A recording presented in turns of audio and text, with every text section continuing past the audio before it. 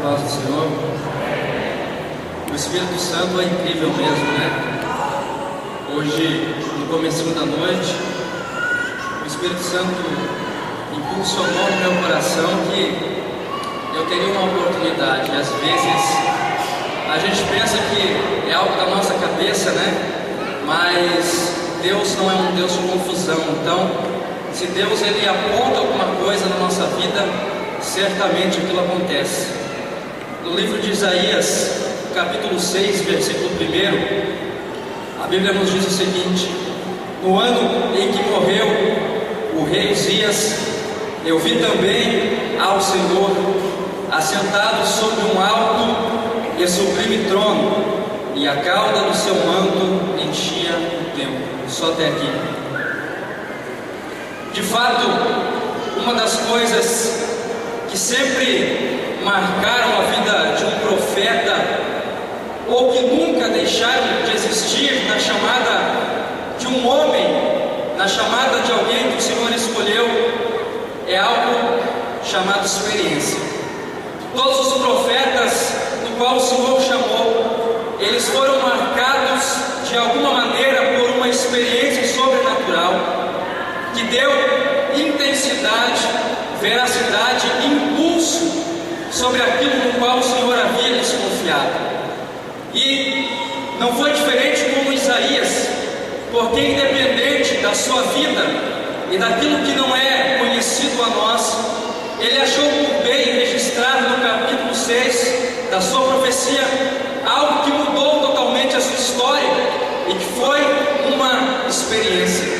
É interessante que a experiência de Isaías, por mais que foi através de uma visão, e Isaías não foi o único homem no qual Deus se revelou a ele através de uma visão, só que a visão de Isaías era um pouco diferente, porque Isaías ele contemplou a autoridade máxima que representa o Senhor, que é o seu trono.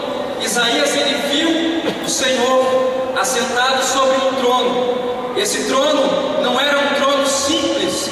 A Bíblia diz que ele era um trono alto e sublime. De fato, nada pode estar acima do trono que Deus se assenta. Isaías ele contempla algo muito extraordinário, muito grande.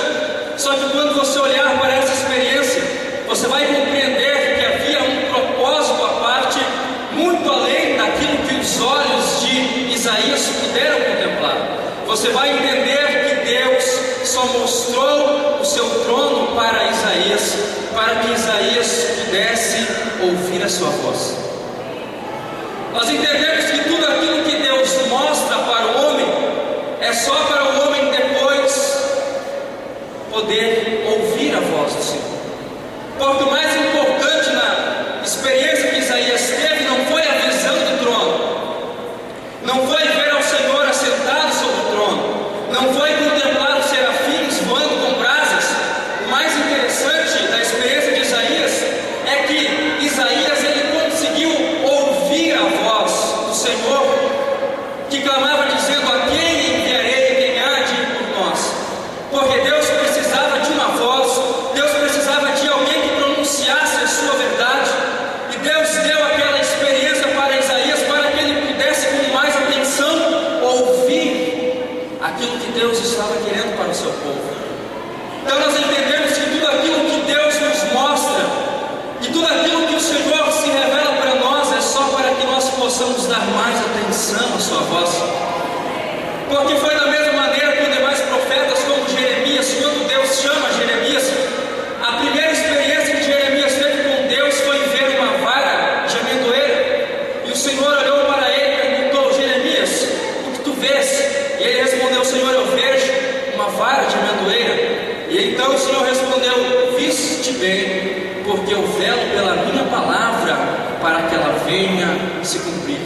Deus só mostrou a Jeremias algo para que ele pudesse entender que Deus vela pela sua palavra. Da mesma